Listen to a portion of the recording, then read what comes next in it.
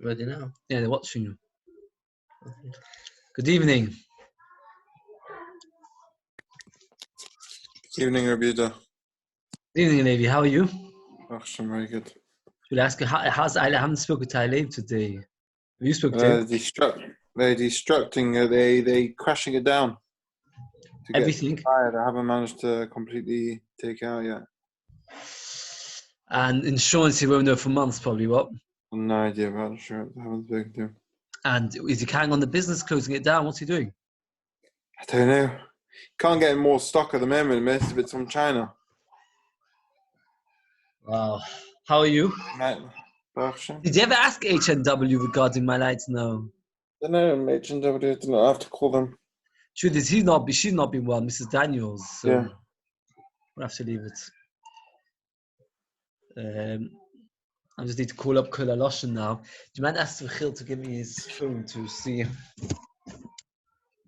my second oldest son, the Shai Turbacher, big mass, but he wanted to watch Zoom. Gave opportunity to see Zoom first time in his life. How are you, Levi? Levi, how are you doing? Shem. You in church behaving yourselves at home? Yeah, Baruch Hashem. It's homeschooling. What? Homeschooling is something to get used to. Yeah. The April Fool's joke today that the schools are only opening in January 2021. I don't think many of my children would be that disappointed if that was to happen. No. They're quite happy about it at the moment. Hello, Toddy. Hello. Hello, good evening. Evening.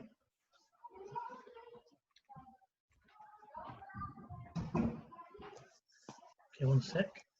Chopches. How many times down Chopches were we, Rabbi Yehuda?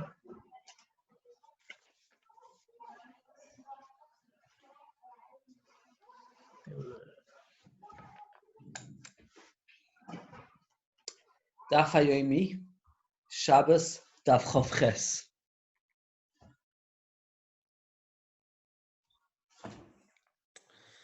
How are you, Tolly?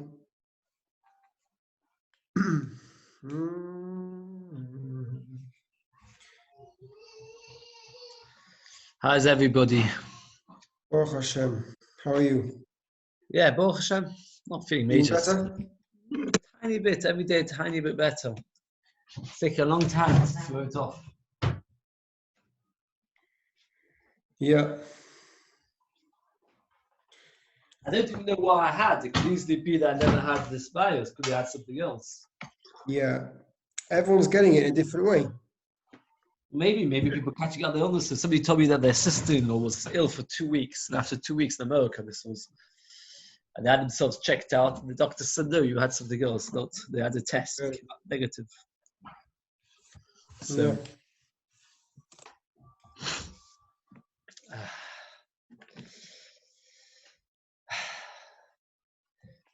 somebody asked a good video. I can't know if it's exciting, but it's a thesis of Yerushalmi. Yerushalmi says that when they first came to Eretz Yisrael, there was a problem of Chodosh. They came to Eretz Yisrael the 10th of Nisan. So they couldn't eat matzah from Chodosh. So Shami asked, why didn't they eat matzah? Say say. So the Tzlach and others asked the question, where's the Aseh Doichelusa Aseh? The halacha is Aseh Doichelusa Aseh is only if it's be'idne, if they both happen the same moment. Here, when you can mitzvah Aseh of matzah, when you eat a kazais, when you're over the Lusa Aseh of Chodosh, every kvam. So how could the Yerushalmi say that the mitzvah of matzah is Aseh Doichelusa Aseh? What are you talking about that? Yeah, but he's a bit tired to start off with such a riddle. I had to sit with the supper table tonight. I got my 3 oldest sons to get really into it. My daughters looked on with absolute blank faces. I tell you something very interesting that Moshe David Sapira from Giza told me. It's from Chaim Noah. I looked it up and found it there. The halacha is on Seder night, you're supposed to eat a certain amount of volume of matzah and of lettuce. Getting the right amount is very, very, very difficult. It means there are many shitters. The problem is volume, to measure volume of a matzah is very difficult. The right way to do it is to crush it and then put it into a cup and see how much water spills out of it, which nobody's going to be doing on Seder night. So Chaim Noah found that if you weigh matzah, there's a statistic, there's a ratio of weighing matzah to the ratio of volume of matzah, that it is 0.9. But by lettuce, it is 1.5. It's just fascinating. I spent hours for doing this on Erev Pesach last year, a few years ago. I bought myself, you can get it on eBay, I got it on eBay a couple of years ago. Got it for less than £10. You can get a scale that weighs to the nearest 10th or 100th of a gram, right? You use them when you sell diamonds. And then what you do is, you can weigh your matzah. Levi, do you remember talking about this last year? You don't remember? Yes, I think I've still got in my mat to cover the weights, the measurements. Yes, I spent a long time, which from Gateshead, working out how much matzah you need to have. In fact, it's fascinating because just do it once in a l'chaim cup and then you weigh it. No, it's not true. I'm allergic to gluten, so I get oat matzah, certain kind of oat matzah, which is special. And then one year I had Kamias matzahs, and I had a different kind of matzahs. And each one, hello, Miss Corn, two girls, hello. What question do you have on the daf? You have to tell them they're only allowed one if they ask to put cash on the daf. Anyway, I spent hours with these scales I've got, which tells you to the 100th of a gram, and then you weigh. And the problem is with the lettuce, if you remember, Levi, lettuce has to weigh more than lettuce weighs more than water, matzah weighs less than water. If you want to get the right amount of matzah and lettuce, it's quite a fascinating discussion. You know Mishra Sapir from Gateshead? You probably know him, Levi. Does anybody else know him? Anybody else here from Gateshead? Nobody else here from Gateshead? When I learned in Gateshead, you used to give Shiur in there, halacha, big halacha. Anyway. So it's ready. Oh, it's ready 2 minutes past 8. Okay, let's get going. We're up to Daf Chav Ches Amud Aleph. About 3 lines from the bottom. We're actually still in the middle of the topic. We're going to get off the topic soon, but we have to try and clarify as much as possible. The Gemara tells us that there's a din called tumas oil. Tumas oil means that if you've got something which itself is a tent, not things inside the tent, because things inside the tent is tummy, whatever material they are. But the tent itself is only tummy, says the Mishnah, if it's made out of pishton. That means if it comes from a tree, only from pishton. The Gemara the Shaila, what about oy behemo tmeo? That's the Gemara the Shaila. So the Gemara says that we learn from Negoim and from Shrotzim. That means the Torah says by Negoim, which is Tzoras, that oil, skin, leather is tummy.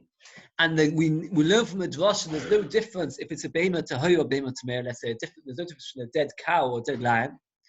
And by Shrotzim, the Torah says there's no difference between oil of a Behemah Tahoy or a Behemah Tameh. So therefore, we learn what's called a Binyan Av from a Shnei Ksuvim. A Binyan Av Mishnei Ksuvim, where the Torah tells us halacha in 2 separate places. And we find a third place and we learn from them.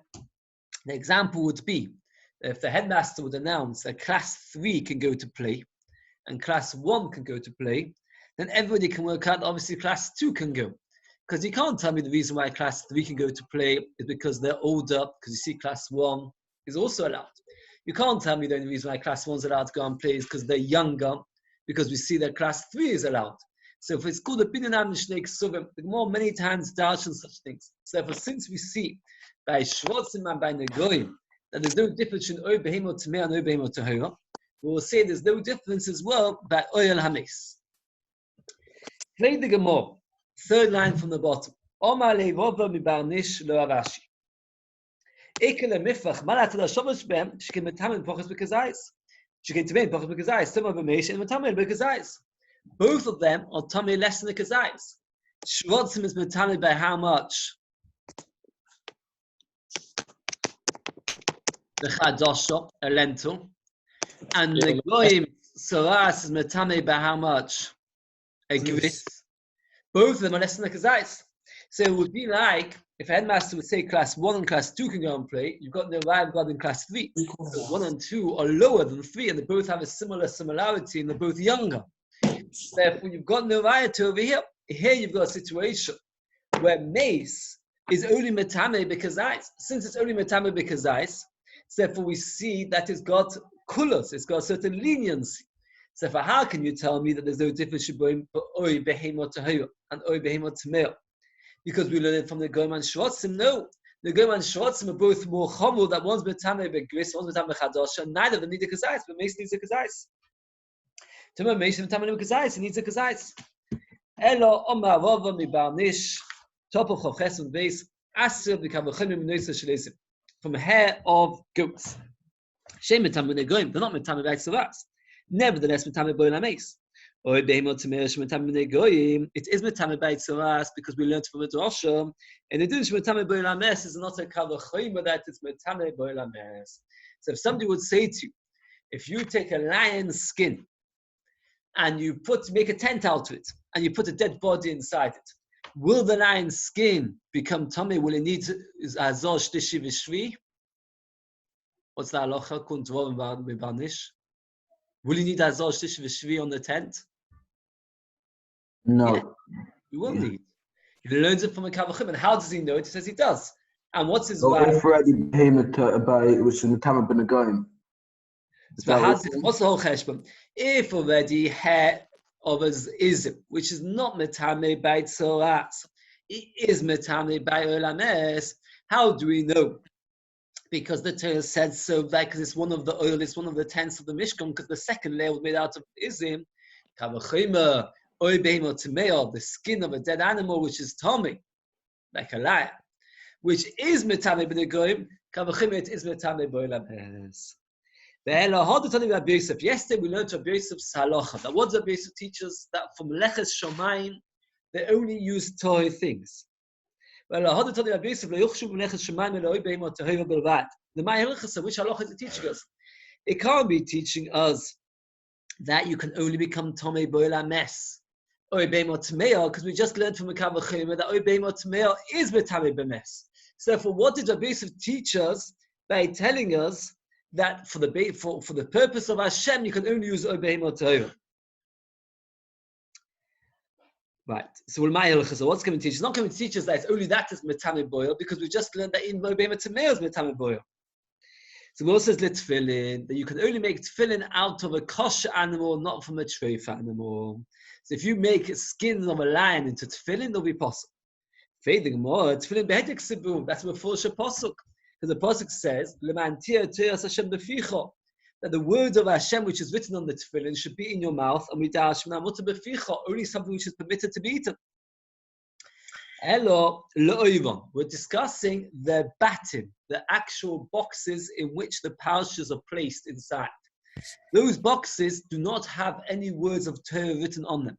Since they do not have any words of Torah written on them, so therefore, if not for the fact that we have a special drasha that says that the special halacha that only that which is mutter to be eaten, that only be'imot tahira is allowed to be used for leches shomayim, you might have thought that you'd be allowed to use for the batim of tefillin, you'd be allowed to use a non-kosher animal.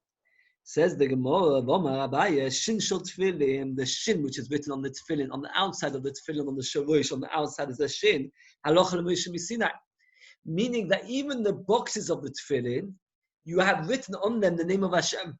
And since you have written on them the name of Hashem, it is called Toras Hashem. And the pasuk says, "Man Toras Hashem beficha," only which is mutter beficha, so only that which is permitted in your mouth is allowed. So the Gemara says, if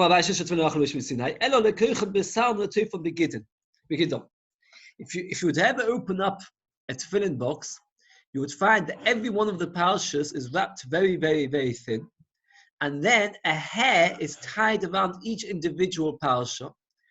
And furthermore, the actual batim, the actual boxes are sewed with the veins and the sinews of a kosher animal. Where do we know it has to be a kosher animal from? From Rabbi Yosef. The Tanya Tefillin Merubah is that they have to be square. They have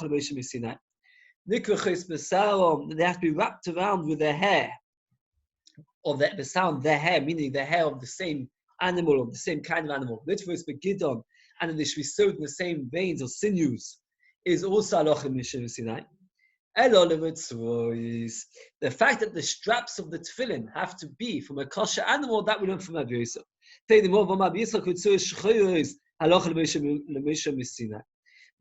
the Ritzuis themselves, they are Aloch Mishim Sinai, that they have to be black. And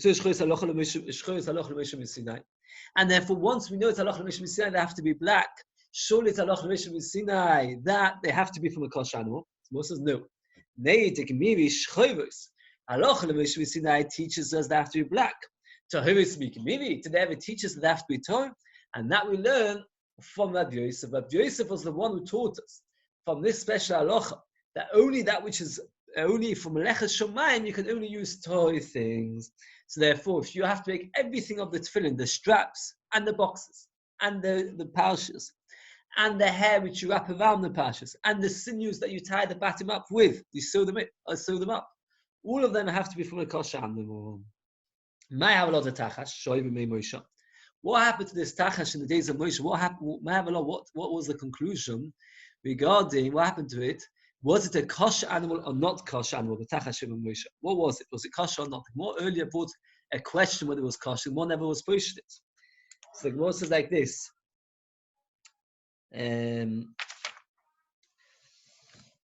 That means originally we learned from Rabbi Yosef, but Rabbi Yosef now we said he's not talking about the Mishkan, he's talking about the Tefillin. So now we're back to square one. Did the Mishkan, did they use non-kosher animals for the skins? It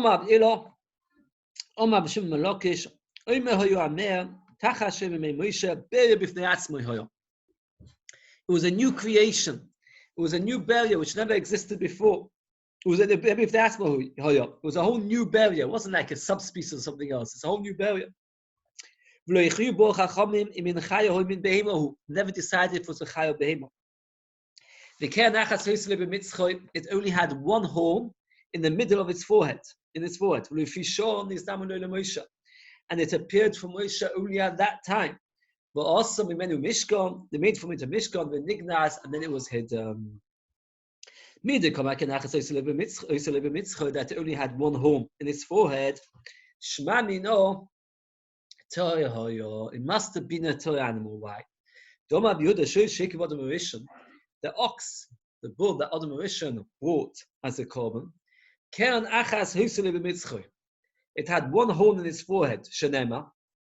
If a person serves Hashem properly, it is better to Hashem mishoy pa from an ox, which is a cow, makvin mafris, which has horns and hoofs.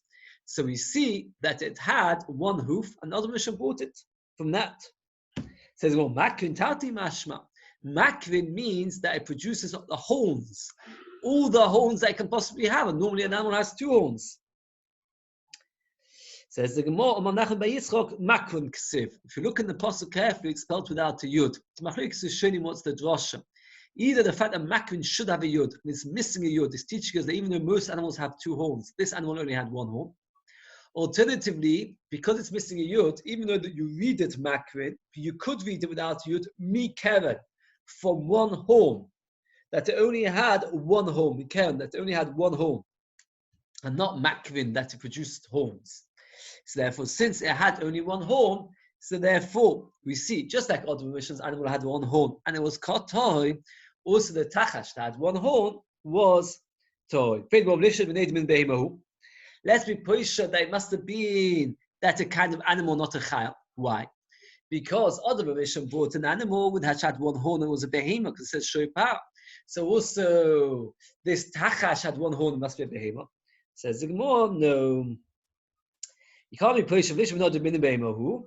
So the Gemara says, there's an animal called keresh. the min chayahu, which is a kind of chayah. But let's say lechad keren, it only has one horn. Ikalemema min chayahu. Let's say lechad keren only has one horn. Ikalemema min chayahu. It could say that's a kind of chayah. That means there is such a thing as a behemoth with one horn, and such a thing as a chayah with one horn. And therefore, you've got no raya whether the tachash was a behemoth or a chayah. What we do know, though, it was a kosher animal. What's the raya that was a kosher animal?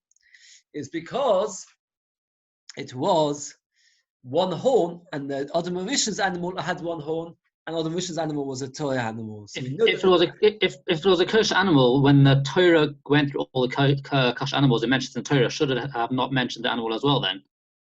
The answer is because it was nignaz, it was hidden and never existed again, so therefore the Torah didn't bother mentioning it, because it's no longer in existence. But it's a good point. So what it says, it could be ikalmima min chayo, it could be ikalmima min behemohu, and you could say it's a kind of ikalmima min behemohu, it's kind of animal. We don't know because there's an animal with one horn and there's a chayo with one horn. From this Mishnah to the next Mishnah is like one topic. And this is much easier Gemara, and then afterwards it gets even easier. It does get to much easier daf. I was speaking to Ham Chacham today. Tommy is struggling away with these past dafus. If you're finding it hard, don't be disheartened. So the Mishnah says like this. Let's first read the Mishnah inside, I think better. Psilas abeget shekipro, a piece of clothing that you folded it, you rolled it, v'lo hivavo, but you never singed it. Ablez ema temeohi, it is tomei. Ve'ema adlikim bo, you can't use it as Shabbos candles. Abakibo ema tehoivohi, it is toy. And you can use it as a Shabbos candle. So in this Mishnah, there are actually two distinct arguments between Rabbi Eliezer and Rabbi Akiva. And the Gemara is going to give a number of mahalchim, what they're arguing about, regarding each of the two machlokas. So there's two separate arguments over in our Mishnah. We're talking about a piece of cloth, a small piece of cloth, where you wanted to make a wick out of it. So what did you do? You rolled it. Kipros, you rolled it. But Lamaisa, you never singed it. The way to make a wick is you first roll it and then you singe it. Here, you rolled it, but you never singed it. So you just did half the job. They've actually got pictures over here, which is sometimes nice to see. 3 pictures, if you can see them. Picture number 1, a very small piece of cloth. Picture number 2, somebody rolling the cloth and making a wick. Picture number 3, singeing it. But here in our Mishnah, we're talking about where he never singed it. That's the 3 pictures in our Mishnah. It's a piece of cloth, rolled but not singed.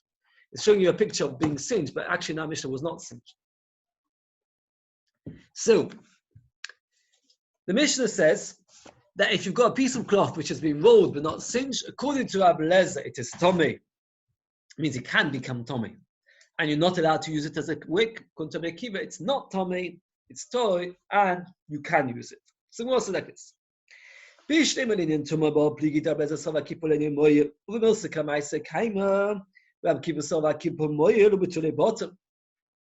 means, where the garden tumah, it's clear that machlokas. That is, in order for something to become tummy, what's the minimum size for something to become tummy? What's the minimum size? What? 3 tefachim. 3 tefachim. Oh. 3 fingers, I mean by 3 fingers. 3 fingers or 3 tvachim? 3 fingers. 3 fingers, very good. 3 fingers is the minimum amount. So the machlokas of Rabbi Eliezer and Akiva is very straightforward. Rabbi Eliezer says that when you roll it, since rolling doesn't make a piece of cloth smaller, it's the same size, it's just folded up. So therefore, it's tomei. It's got hilchos tumah v'tal because it's big enough. Rabbi Akiva says no. So again, so Rabbi Eliezer says milsa kamaisa koi, it's in its first status, and therefore it's still tomei. Rabbi Akiva says kipul moyel, rolling it helps. Ubitule botel, and now you've stopped it from being a cloth. It is rolling it.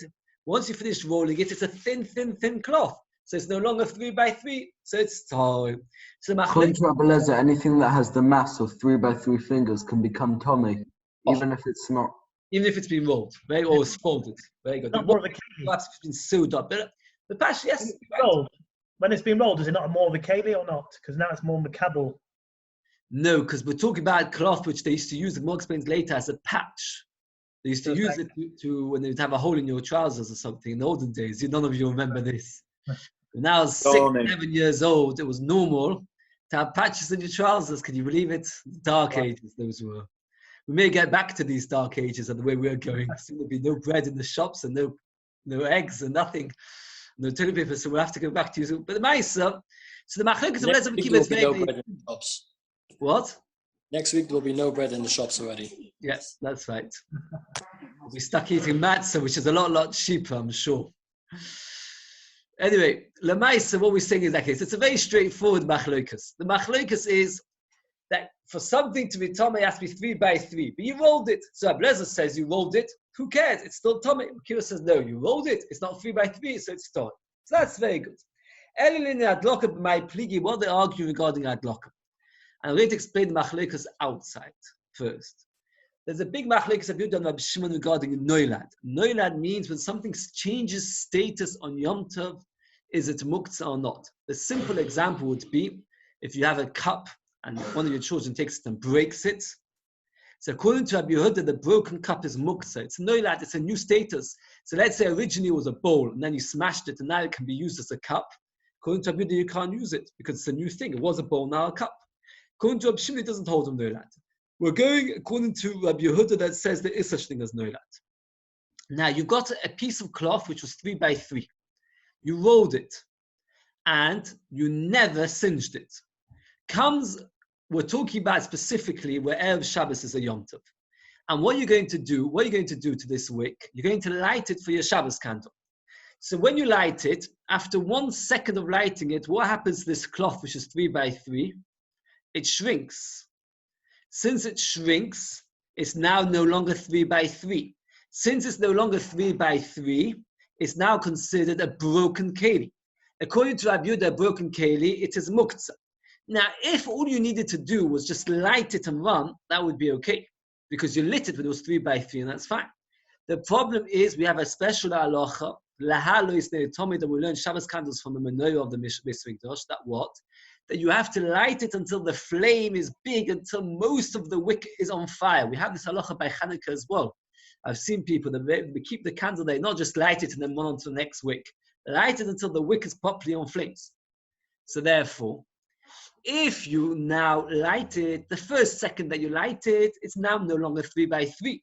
So now it's considered what? Shivrei keli, a broken keli. Broken keli is noilad.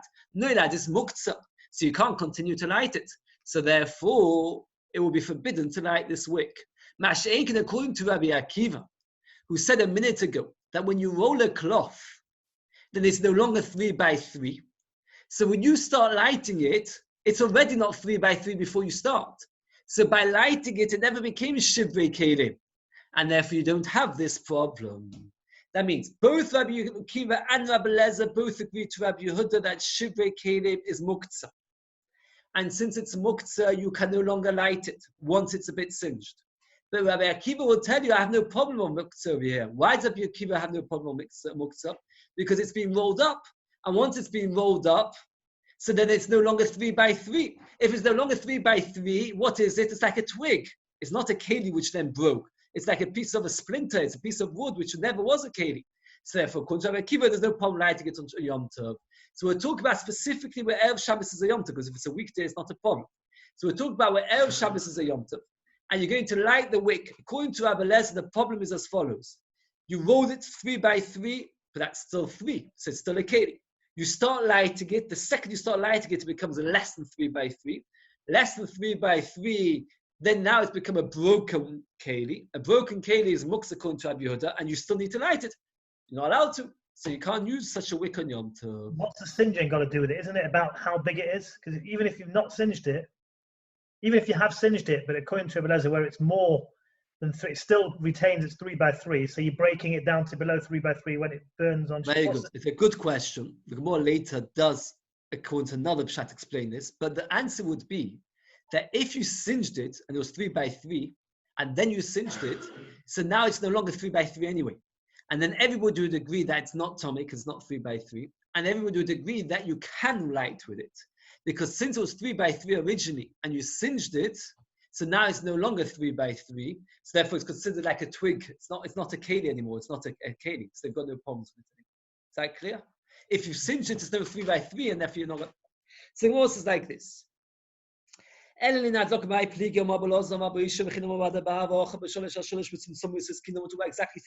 Yom Tov Shabbos Yom Tov is there of Shabbos. the kulam is to Rabbi Yehuda dama masikin the keli and masikin the shivvei keli. That you're allowed to light with a keli, but not with a broken keli. With the kulam is to the ula dama ula amadlik shiadlik beroy vayoytse. You have to light most of the wick. You can't just light a bit of the wick. You have to light most of the wick. Rolling does nothing. The kibbutz may put since it's a little bit have a sheva keli. It's not a broken keli. When you're lighting the rest, the sheva keli komadlik, you're lighting a broken keli, and that's no good. And that's no good. You're not allowed to light with a broken keli. Rolling it helps, and therefore it's no longer 3 by 3. So since the kippur moil is no longer considered, it's no longer a keli. What is it? It's just a thread. And when you're lighting when you're lighting it, you're just lighting a piece of wood. So therefore, you're okay. And that's okay. So Kuntra you're lighting you're lighting with a piece of wood, and that's okay. Omar Rabbi Yosef. Says Rabbi Yosef, the Kuntra Bekiva, it's just a piece of wood because it's no longer a keli anyway, because once you roll it, it's not 3 by 3. So you're just lighting a piece of wood. Omar Rabbi Yosef, that's what I learned. My Rebbe taught me, 3 by 3 exact. I didn't know what they were talking about. Meaning like this. Rabbi Yosef said, I remember, my Rebbe taught me there is a halacha which applies to something which is 3 by 3 exact. And I didn't know what they were talking about. Which halacha applies to something which is 3 by 3 exact? The Rashi points out, but Yosef didn't want to tell us that maybe it's telling us a chestumah v'tar. Why not? Because tumah v'tar applies to 3 and anything above 3, 4, 5, 6, 10, of course it's tummy. So which halacha applies to something which is 3, but only exactly 3? What's halacha? Don't tell me tumah, because tumah applies to 3 and 4 and 5. So what applies to halacha of 3 and only 3? The answer is, I didn't know which halacha it was referring to. The answer is referring to this, that when it's exactly 3, then if you can't light it on Shabbos, why on Friday, which is a Yom Tov, why not? Because the minute you start lighting it, it becomes a broken keli, and once you've got a broken keli, you can't light it. Says the Gemara, since the Baba explains our Mishnah, like Rabbi Yehuda, that Rabbi Lezer and Rabbi Akiva both hold like Rabbi Yehuda, is right that he holds like Rabbi Akiva. Top of Chavtes Amud Aleph, Nochi shechok hakav bebikasiso. A guy that excavates, that he digs out, that he, it's a good word for it in English, that he carves out in a wooden beam of a yid, a measure of a calf. That means he takes a wooden beam and he excavates, he carves out a cup the size of a calf. Mesika b'yom tov, you can burn it on Yom Tov. Why? Oh, before Yom Tov came in, what was it? A piece of wood. Now it's become a cup. Is why it doesn't hold over Yom Tov. V'may noiladu. Well, it's hakli be, it's noilad. It's hakli mesika b'yom tov, v'may noiladu. Answers the Gemara, the Dived of Lezer Akiva Komale. He was saying it according to Rabbi Lezer and Rabbi Akiva. He doesn't hold of it. That means, we thought that since Rabbi Baba explained our Mishnah, like Rabbi Yehuda, obviously Rabbi Baba holds like Rabbi Yehuda. Says, well, he doesn't hold like Rabbi like Rabbi Yehuda. How do we know it doesn't hold like Rabbi Yehuda? Because he says that if you take a piece of wood and you make out of it a cup, you're allowed to burn it on Yom Tov. So he obviously doesn't hold of Noilat. So therefore the answers, he said like Rabbi Lezer, but he didn't actually hold like Rabbi Lezer. That means he explained the Mishnah according to Rabbi Yehuda. That Rabbi Lezer and Rabbi Kiva hold like Rabbi Yehuda, but he doesn't hold to Rabbi Yehuda. The reason Rabbi Lezer, you're not allowed to use this as a wick, you're not allowed to light with a wick, which is not being singed. And not with shmatas, which are not which have not been singed. But Rava says a different thing, a completely different thing. That when something hasn't been singed, it will not burn well. Right? In those days, the wicks were made out of old clothing, old shmatas. If it hasn't been singed, then it won't burn very well, will it? So therefore, the Mishnah says, Machlokes Rabbi Lezer Akiva is can you light something which has not been singed? According to Rabbi Lezer, you can't because it won't burn one. According to Kiva, you can. So let us work out very briefly like this. So far, in our Mishnah, we had two arguments. One, 3 by 3, which has been folded, is it Tomei or Toy? 2, 3 by 3, which has been folded, can you use it as a wick or not?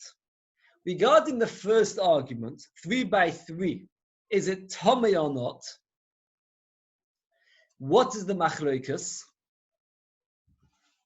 That we only had one explanation so far. The one explanation we had so far is Rabbi Lezer says folding something doesn't make it lose its status. It's still 3 by 3. It's Tomei. Rabbi Akiva says no, folding something makes it lose its status. It's not 3 by 3, so it's not Tomei. That's the machlokas regarding 3 by 3, which has been folded as a Tomei. Regarding 3 by 3, can you light it as a wick or not? Regarding that, we've had now two explanations in the machlokas. One explanation, the one we just mentioned, is simply a very technical argument, and that is that something which has been singed will not burn so well. And since it won't burn so well, can you use that as a wick or not? That's one argument. Simple, any kind of wick which hasn't been singed, and it's not a proper wick, can you use it on Yom Tov or not? Can you use it to light your candles? That's why many people have a minhag that the husband, he lights the candles on Friday afternoon, prepares the candles. Why do we do that? They should burn well. So where do we get from this? Come on, according to Rabbi Lezer, you can't use a wick which has we don't basket like that. But according to Rabbi Lezer, you won't be allowed to use a wick which has been singed. So that is one explanation argument. The second explanation argument, the one we had previously, was a more complicated argument. We're talking about something which is exactly 3 by 3, whereby lighting it shrinks to less than 3 by 3. And the Machlekes of Rabbi Akiva is that since it shrinks to less than 3 by 3, it's considered a shivrei kelim, a broken keli. And Machlekes is, since now it's going to be a Sheva Keli, are you allowed to light it? Because at the end of the day, you're lighting the broken Keli. It says, which halacha was it for? Before we said it's regarding lighting the candles, exactly 3 by 3 is considered a Sheva Keli. But Rava explains that was never the Machlekes of Lezer Akiva. The Machlekes of Lezer Akiva was only regarding something which has been singed, whether do you have to light something first in order for it to be ready to be lit? So what does Rabbi Yosef learn it for? The one says in Tumah. It's not. Besides for the fringe, 3 by 3 exact. The halacha is that anything, as we mentioned earlier, for something to become tomei, it has to be 3 fingers by 3 fingers.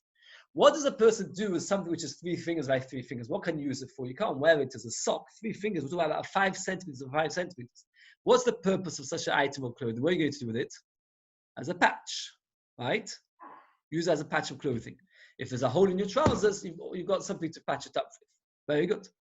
Now, in the olden days, when they would ever have a piece of clothing, they would always make like a rim or a fringe to it. I'm not sure it's a good English translation, what the article says, but like a fringe or a rim. Melon. Melon is a fringe. And what do you say? A hem. A hem. That's a better word. Good. Hem. Now, how do you hem clothes? You fold over the end and you sew it onto itself. A hem. A hem always requires a certain extra amount of material. So we have a machlokes tanoi. When we said that 3 fingers by 3 fingers, sholish al sholish is metami, the Chachamim say exactly 3 by 3. Says Reb Shimon, no. It's 3 besides for the hem. But you can't, if you have something exactly 3 by 3, by the time you finish hemming it, how much will it be? 2.5 by 2.5, because you've used half of that spot on hemming it. So therefore, it's only 2.5 by 2.5, and 2.5 fingers by 2.5 fingers. Nobody's going to use it as a patch. It's too small for a patch. So again, the Chachamim say we don't care as long as it's 3 by 3. Even if after hemming it's going to be less than 3 by 3, it's still important enough to be used as a patch, and therefore it's tomei. Reb Shimon says no. What does Reb Shimon say? That only if it's going to be 3 by 3 chutz min melon, besides for the hem. Now, Rabbi Yossi was taught by his rabbis that 3 by 3, there's a special halacha. Exactly 3 by 3. What was the halacha? They were teaching him that not like Reb Shimon, meaning that for something to become tomei, even if it's only 3 by 3, it's already Tomei, even though it's exactly 3 by 3. And by the time you finish hemming it, it's going to be less than 3 by 3. The Chiddush is not like the Tanna Kama, not like Reb Shimon, and it will be Tomei. So the Rebbe was taught that something has to be 3 by 3 exact. What was being taught? 2 mahalachim in the Gemara we've got. One mahalach was being taught that even if something's exactly 3 by 3, it's Tomei, even though by the time you finish hemming it, it will not be 3 by 3. Alternatively, was being taught regarding a wick, which is exactly 3 by 3, and you're going to light it on Shabbos afternoon. Yom Tov afternoon, which is Erev Shabbos, is there a problem of Shivrei Kelim or not? Now, the Gemara brings it. The Gemara says, is 3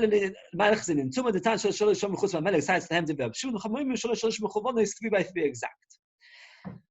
Now we're going to bring it, because we talked about using broken kelim, we're going to discuss this in Hilchos Shabbos. I remember when I learned Hilchos Shabbos, we spent hours and months on this halacha. It's not sin again nowadays. Nowadays we don't really have a wood fire by our side. You speak to your grandparents, they every Shabbos morning in the winter they would have to have a fire. And people would want the fire to be stoking and to be burning well, and it wasn't always so easy. So there's many halachas. What can you use to throw into the fires on Yom Tov to make your house warm? So the Gemara goes into it a little bit. And then the Gemara goes back to our mission.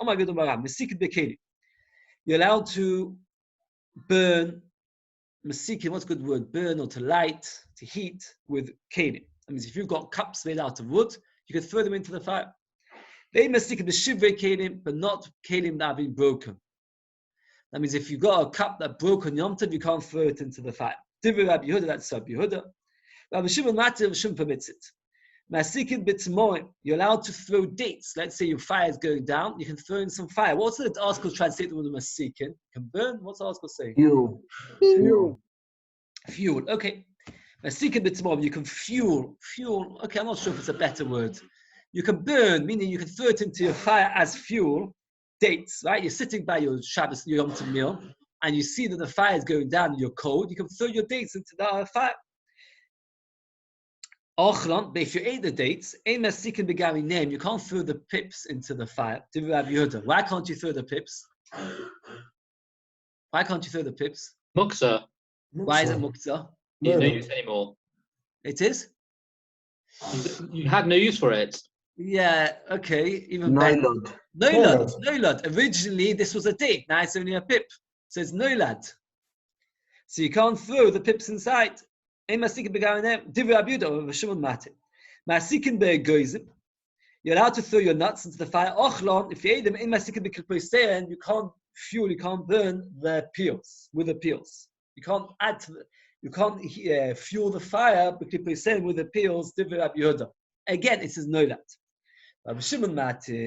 So we got here 3 stories that Yehuda forbids: a broken cup, the pip of a date, and a peel of a nut, a shell of a nut. Now, why do you have to have 3 cases? A broken cup, the pip of a date, and the shell of a nut. So Moses says with tzricha, you need all 3 cases. Each one's a slightly bigger chiddush that he calls a noilad. If you only told me the first case, that is a broken keli. Originally it was a keli, and now it's a broken keli. Before it was a wooden cup, now it's a broken wooden cup. The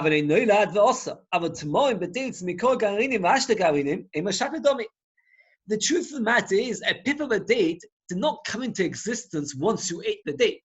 It was always there. It was just originally, if you look at it, what do you say? That's a date.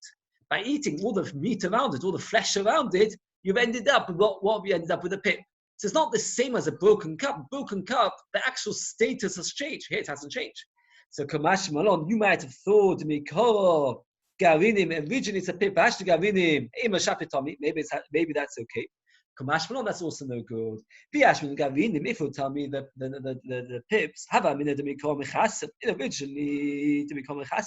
the pip is covered. And you can't sit. And now you can sit. It's revealed. That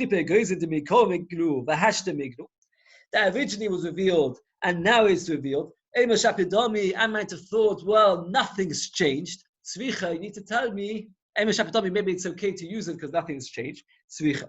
That means each case is a bigger chiddush. Why? Because if you think about it, the shell of a nut has almost no change whatsoever. The shell of the nut, from the very beginning, people look at it and they see the shell. But all that's changed is that you've eaten the inside. Kumash Balon, no, that even so, Rabbi Yehuda holds that's noilad, because now it's a shell and before it was a nut. Says the Gemara, this halacha of that according to Rabbi Yehuda, it's forbidden. It was not said explicitly, and the Michlala Itzma was learned out of a rule, or learned out of a story, learned out of a general statement. The Rav Ochal Tami, Rav was eating dates. The Shoda Kashaisa Lebuchya, and he threw the pips into an oven made out of tiles. Oh, again, I'll show it to you in Rashi, one of my pet things. When Rashi uses a French word, which is actually an English word. If you look in Rashi, Lebuchya, it's about halfway down. By me, it's opposite the Gilun Hashas. Rashi says, Buchya Kivir Shel Ve'efim, an oven made out of tiles. Shekovin, tiles. Look at Rashi. Tiles, Rashi calls them. Tiles, if you look at the Mefolshim, I saw the Mefolshim right, what are tiles? The things they use for your roof. We know, if you don't know the word tiles, it's very hard to understand. So it's got a sore throat. So the Maisa, I find it. So anyway, so Rav was eating pips. He was eating dates. And he was throwing the pips into an oven made out of tiles. Omali Abchia said to him, Bar Pachsi, the son of great people, Kenegdo be Yom Tov Osa, to do that on Yom Tov would be forbidden. He was doing it on a weekday. On Yom Tov would be forbidden. Why would it be to do the same thing on Yom Tov? Kenegdo be Yom Tov Osa, the same kind of thing on Yom Tov would be Osa. Why would it be Osa? Because of Noilat. And we hold like Rabbi Yehuda. It says, well, did Rav agree to Abchia or did he not agree with him? Rav came to Babel, Ochal Tamri, he ate dates. The Shoda Kashaisa Lechiyusa, and he threw the pips to the animals. Now, according to Rabbi Yehuda, are you allowed to take the dates pips and throw them to the animals? No, because according to Rabbi Yehuda, it's no that. We're not talking about normal dates. And he refused to listen to Abchia, who taught him the halacha of Rabbi Yehuda that it's muktzah. We're talking about Miyaisa, by the mothers. Meaning like this. There are two kinds of dates. Dates that grow well and dates that don't grow well. The dates that grow well, you can peel all the fruit off the pip and eat it all.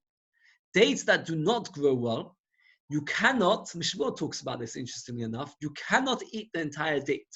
What happens is the date does not, the flesh does not come off the pip. So the pip always has a lot of the flesh of the date stuck on it. So as long as you want to nibble at it, you can nibble and nibble and nibble. Now, Rabbi Yehuda said that a pip of a date is muktzah. When did he say it's muktzah? Only a pip which the date has come off, meaning that there's no flesh left. All that's left is the pip. So that's noilat. But a pip that has on it lots of flesh of the date on, that's not going to be noilat, because that is still a date. You can still carry on nibbling at it. So the Gemara says like this: my lab was Rav not doing it because some normal dates, good dates. V'lo kiblo, and he doesn't hold the Rabbi Yehuda, means he didn't accept Abchia's psak, and he didn't hold the Rabbi Yehuda held there's no muktzah. Loi, b'amiyaisa, we're talking about bad dates. Hoil v'chozi, since they're royal for a human being to eat, agavimayu, because of the mothers. Mothers over here meaning because of the original things that they came from, meaning that the pip has in it left from its original source, meaning from what it came from, that is the date. Agavimai, what it came from. What did it come from? A date. The pip has on it still plenty of date flesh left on it. So therefore it's not considered a noilad. Since it's not considered a noilad, so therefore that's why Rab went and took and fed it to his animals. Why can't we say that before Yom Tov he set aside that after he's going to be finishing with whatever the fruit is that he can throw it in the same time afterwards? If you set it aside before Yom Tov, it should be okay. It is, if you ate the dates before Yom Tov, then you can set aside the pips before Yom Tov. But since before Yom Tov they were still within the fruit, you cannot set it aside like that. You're asking a very good question, and we'll discuss it later in Perek, much later, not called Kisvei. Come about 13th or 14th Perek, and we'll discuss at this point. Can you set aside the fruit for the pips? And more said, according to Rabbi Yehuda, you can't. That means Rabbi Yehuda sees it a bit like if you've got a cup on Shabbos, it breaks. So that every cup has within it all the broken shards, right? But since now it's a new thing, it's a broken piece, therefore you can't use it for fuel. The Gemara says, "Amalei Rav Shmuel bar Rav Chana Rav Yosef Rav Yehuda Yosef." He said to Rav Yosef as follows: Rav Yehuda, according to Rav Yehuda, not masikin the kelim, masikin the shivre kelim. You can't use broken kelim. Kimin died to give a report once you've lit the tiny bit. Havlu shivre kelim. When you mix it, when you stir it, when you stoke it, you're going to stir, you're going to stoke it in Issa. That means, like we had a bit earlier, that if you take a wick, which is actually 3 by 3, and you light it, what happens? Immediately becomes less than 3 by 3. It's a shivre kelim. The same thing, let's say, for example, Yom Tov, you're cold. So what do? You throw in all your wooden plates. Now, very good. According to Rabbi Yehuda, that's okay. It's not noilad yet. But then afterwards, what does every fire need a very, very lot of? You'll see your children, once they get older, Pesach, the fire burning chametz, it's not something you should just put into the fire and that's it. The fire needs stoking and it needs a lot of wood and all the neighbors' woods and every piece of wood that they can find. You need to stoke the fire properly because they used to burn well. It's a big mitzvah to make a big bonfire of Pesach. So how can you go to stoke your fire with such wood? By the time that you're going to stoke the fire in Yom Tov afternoon, every piece of wooden plates that you put inside it is already a bit broken. And if it's already a bit broken, it's shivrei kelim. So the Gemara says, when you're stoking it, when you're turning it over, it's Pesach. Wood that fell off a tree, the tannel directly into an oven, on Yom Tov. You can add and increase with wood which is already prepared, which is wood which is not muktzah, and you can burn everything and burn and fuel it. So therefore, that's what you're going to have to do. What you have to do is, if you throw in your wooden plates, so they will all become muktzah because they'll all break. Then afterwards, if you want to stoke the fire, you want to be masikon, you're going to have to be marba other wood, which is not got the problem of muktzah, and then masikon and then burn it and fuel it like that. It is important to point out that there's a general issa called mevatel issa lechatchila. Ein mevatel issa lechatchila, that generally we don't allow you to mevatel issa lechatchila. So we said over here we're talking about we're already minatir was already bottled, because whenever you stoke it, you've always had originally other wood. So therefore there's no problem with this lechatchila because it's already a bit bottled. The only reason you're adding wood is to make it even more further bottled. So going back to our Mishnah. In our Mishnah we're talking about a piece of cloth, and we had two arguments. One is if you folded it, is it tummy or not tummy? Another thing is if you used it, if you haven't singed it yet, can you light it or can you not light it? We explained so far regarding the tumah, we explained one malach. Is folding considered that it's no longer big? Regarding lighting it, we explained two malachim. One malach is that the argument is simply something which has been singed. Is it good enough for lighting? By not being singed, it's therefore not really ready to be burned because the singeing helps it to be burnt well. Another malach we had, a more complicated one, is that by lighting it a little bit, it becomes less than 3 its voice, and therefore becomes a shivrei kelim, and there's a problem on muktzah. Now the Gemara goes back to the original argument. The original argument regarding tumah, and the Gemara gives us a different malach. The malach we had previously was something which is 3 by 3 and it's being folded, is it mekabel tumah or not? We're talking about less than 3 by 3. Whenever we say shloisha means tfachim, shloish means its voice. So we're talking about less than 3 and 3 by tfachim. We're talking about a shmatters which are mekule, which are not important. We're talking about things which you use lightly. That means we're talking about 3 by 3 tefachim. Till now we said for something to recover tumah, how big does it have to be 3 by 3 at voice? But there's a special kind of material or cloth where you have no intention of doing with it valuable things. We're going to see examples in a moment. Where, for example, one of the things you used to do with it is to stuff off a tap. How do you turn a tap off? So if you've got taps nowadays, it's very easy. But in olden days, if you had a pipe, so you would take an old piece of cloth and you'd stuff it into the pipe and then no more water would come into your bath, right? So those cloths were less important than general cloths. Those cloths, the halacha was that they were less mekabel tumah. So we're talking about 3 by 3 tfachim, but what's happened is you've designated the cloth for something of less importance. We're talking about, what's the translation of mekule? Mekule means something not useful, useless, or not important. Yeah, okay, if you can find it. Why is that cloth not important? If it wasn't there, the whole house would theoretically flood. So it has got a importance to it. Good question. What did you say? Insignificant. It's Insignificant. got a couple of words before it fits it into a sentence. Insignificant. That means for something to become a tumah, it's not enough that it has a use. It has to be an important use.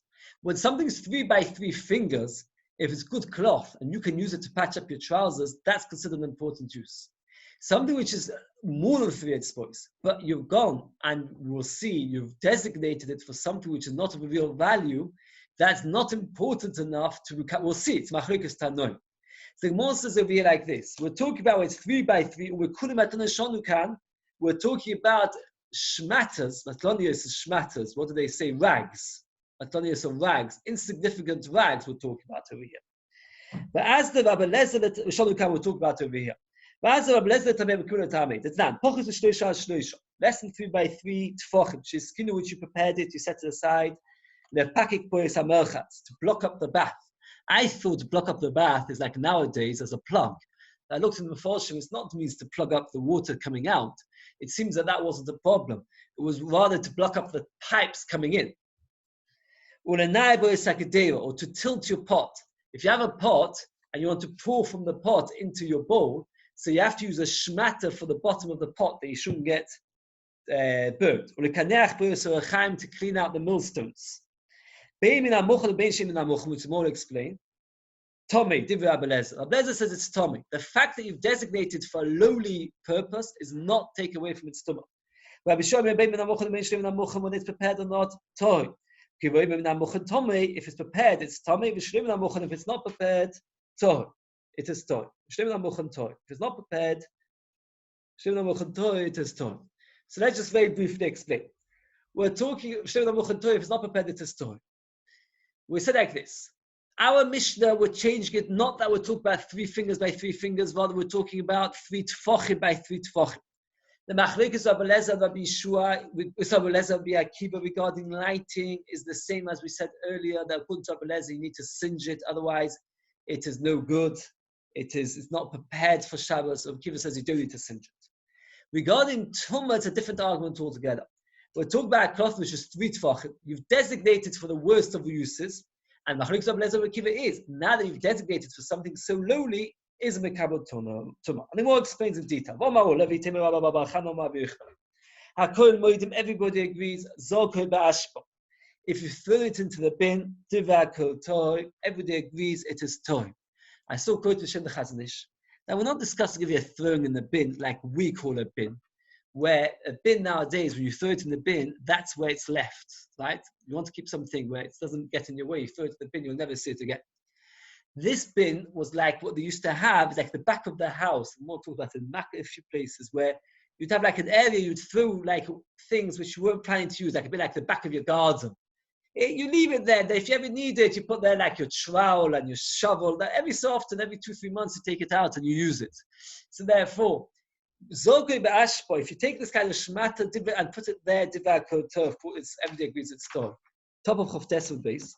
If you put this shmata which you designated for these lowly jobs in a box, because obviously you want it.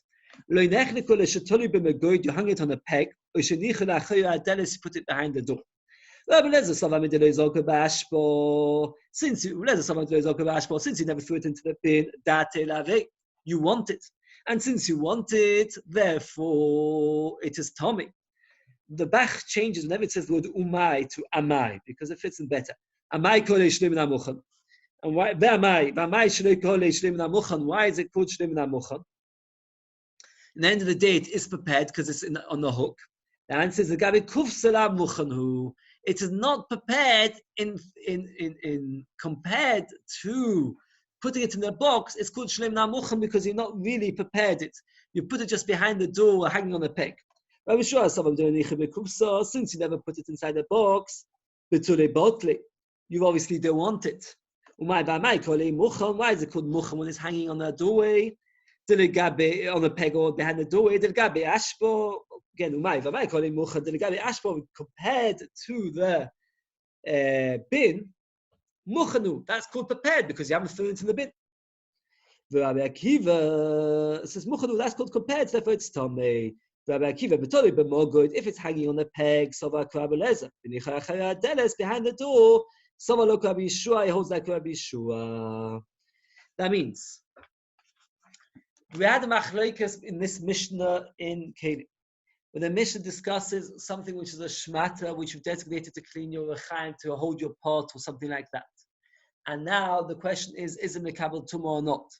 So we've had 4 different situations.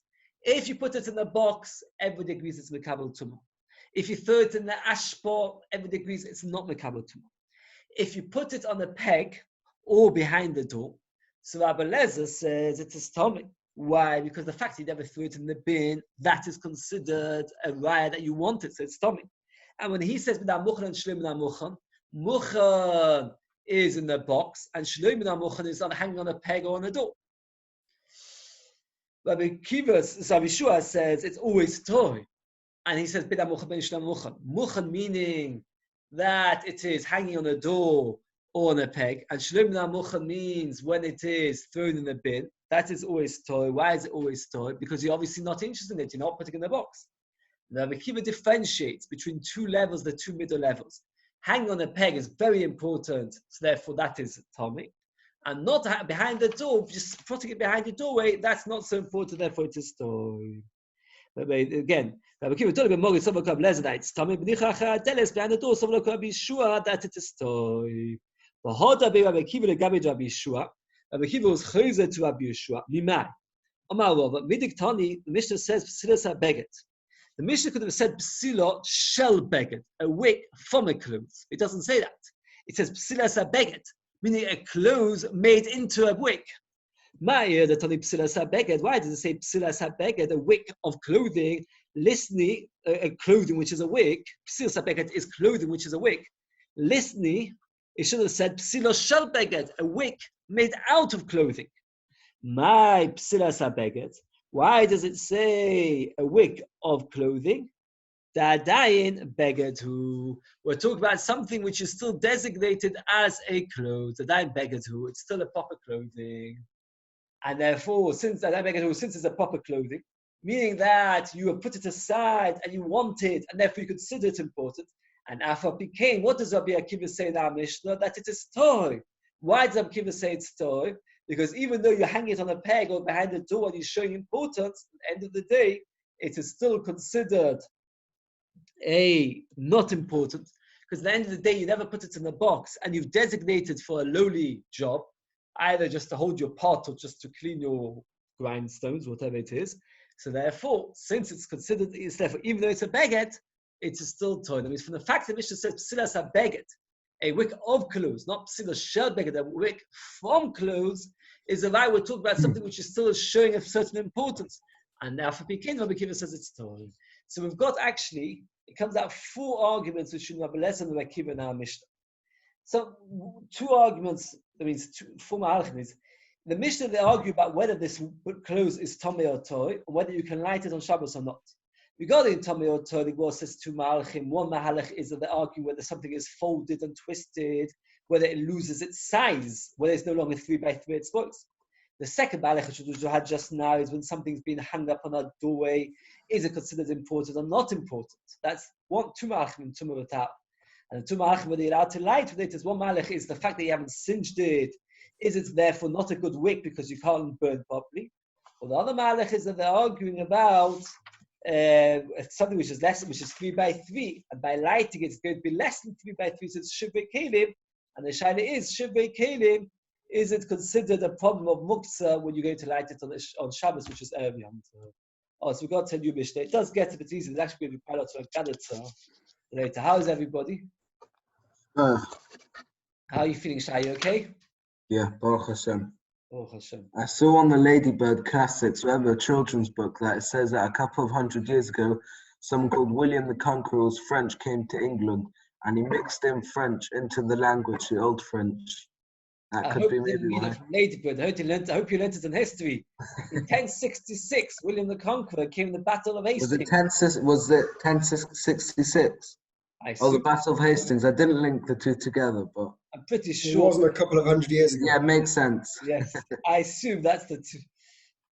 What's the word for it? I mean, this kind of. Yeah, you're right. You're right. There's a lot of French words. In fact, I've got some relative who likes to find every word how it connects to Lashon HaKodesh.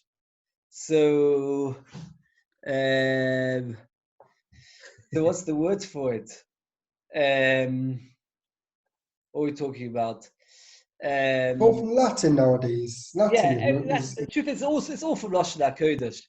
I got a lot of pleasure. I looked it up. Was the word shibolus means a test, and it's one that in the shoftim where the people did not know, but they're fine, didn't know how to say the word shibolit. They used to use that as a test. Everything's got the curse and Torah. Yeah, you're right.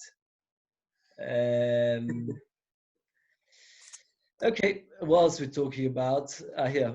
So that's the French mixed into English. You know, does Eitz Chaim learn history? No, they want to introduce it, but they haven't done so yet. You can tell them that what happens is that because now you can blame everything on the virus. Really, we would know it all. Just been busy with the virus. Very good. Say anything else? Any other?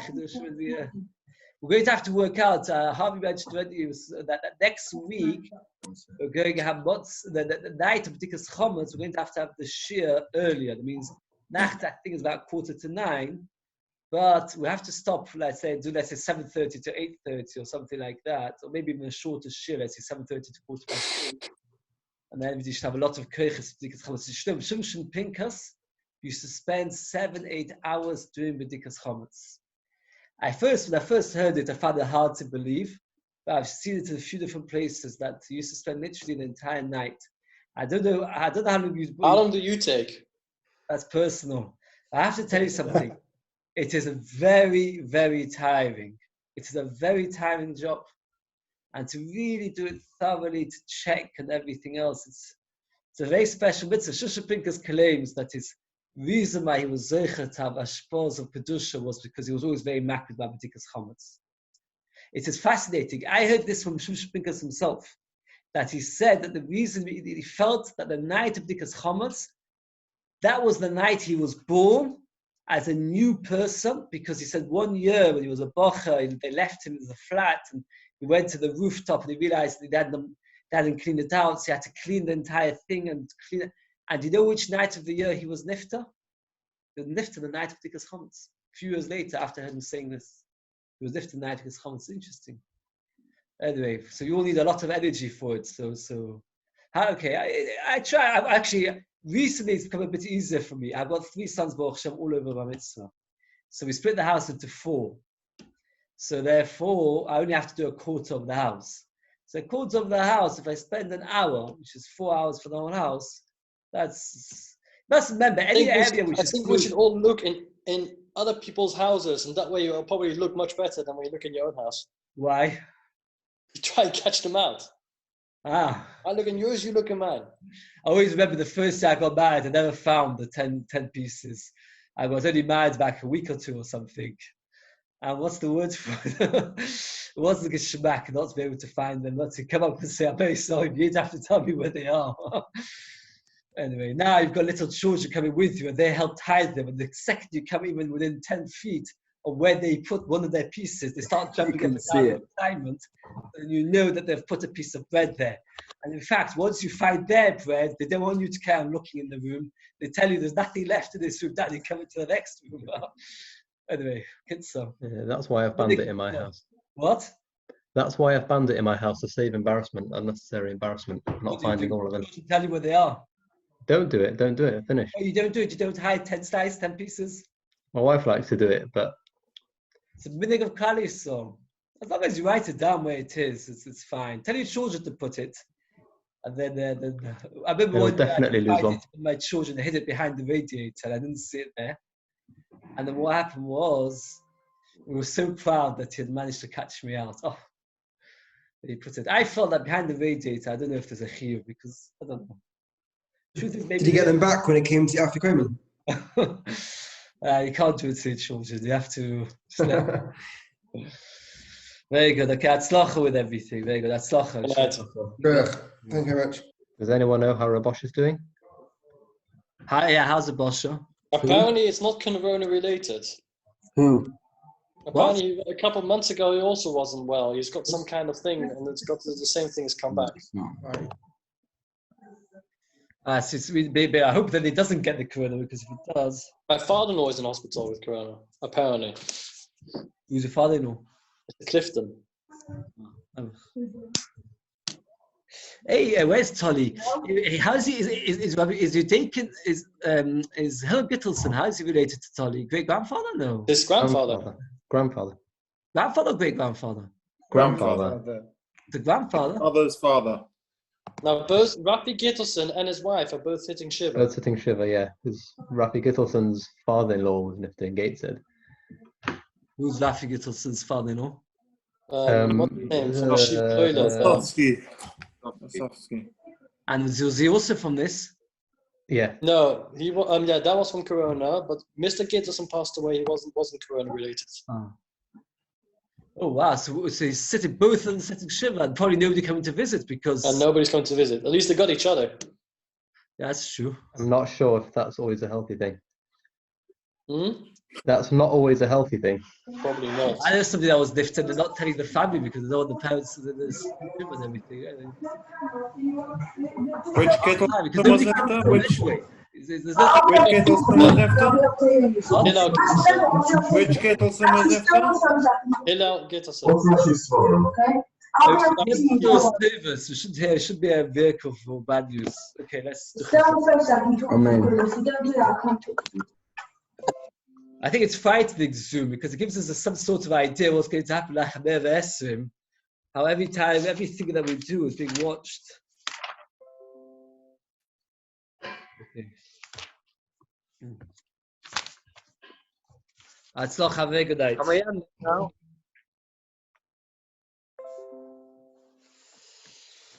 Says the Gemara, again,